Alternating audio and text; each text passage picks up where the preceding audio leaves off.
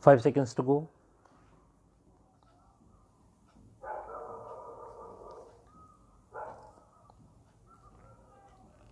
Start. You have invited me here on an auspicious day for this auspicious opening ceremony. I have come here gladly for a variety of reasons. Perhaps some people might wonder what is the connection between Gandhiji and this great factory, for he was apparently not favored great factories. He thought much more of the village and the home, and yet I feel that this idea is due to a basic misapprehension. I am quite sure that if it had been our good fortune to have Gandhiji with us today, he would have been glad at the opening of this factory. This factory, like all factories, does not come in the way of his basic desire to develop the village industries and generally raise the standard of our vast rural and urban population. Some people take rather a narrow and lopsided view of Gandhiji. None of us, perhaps, is fully capable of understanding all the aspects of his many sided character. We cling to one or two aspects, not realizing that we do not see the whole of that remarkable personality. Many, I suppose, took the letter of what he said and paid little attention to the spirit, to the underlying philosophy for which he stood. You will remember that often he let us have some glimpses into his mind which would show that mind was deep and wide and looked not only at the millions of our people but at the whole of humanity functioning at a particular moment in India as the leader of a great struggle against a mighty empire. He brought methods and tools into play which were particularly suited for that struggle as well as for the constructive activity of the nation. He laid stress on village industries and, curiously enough, even those who were critical of him, who were skeptical about village industries and the like, today stand for village industries and the development of our rural areas.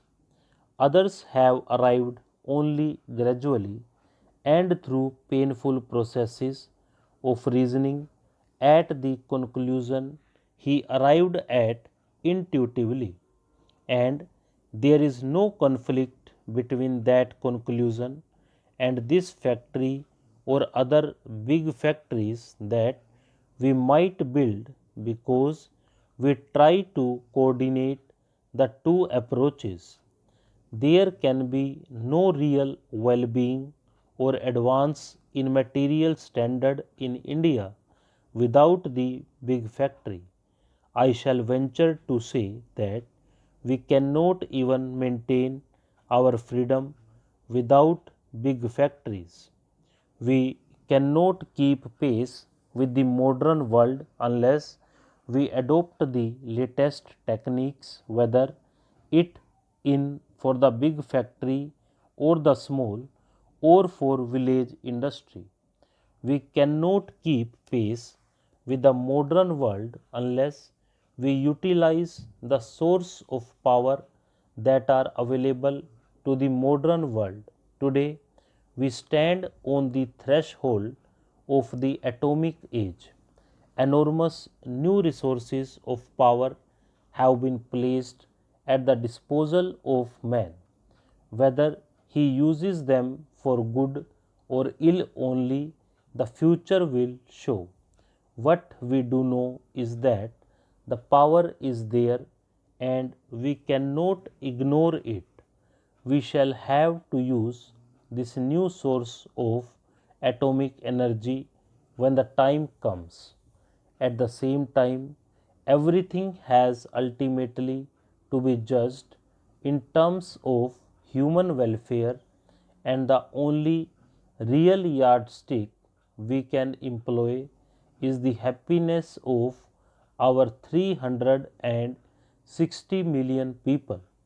Therefore, I see no inconsistency in my coming here on Gandhiji's birthday and performing the opening ceremony of this great factory.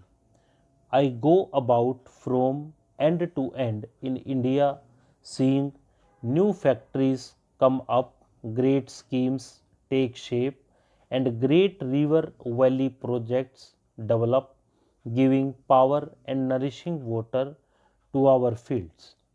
I see the community projects and national extension service spread in our rural areas with a speed which is remarkable and without precedent in history. Remember this, that perhaps the biggest scheme in India is not the big factory or 100 other factories, but the hundreds and thousands of community projects that are changing the face of India. That is the great revolution that is taking place in the village and in the heart of India. I see all this and we see it. I feel excitement creeping over me. I am impressed by this magnificent structure which has been built with considerable rapidity and, to the layman's eye, built efficiently, attractively, and imposingly. I should tell you that my first approach to this factory was not a pleasing one. I saw a huge 10 or 12-foot wall. I do not like walls and I am allergic to them. I have had too much of walls in my life, and this big 12-foot wall, mile upon mile, without a break, almost gave me a headache when I was coming here.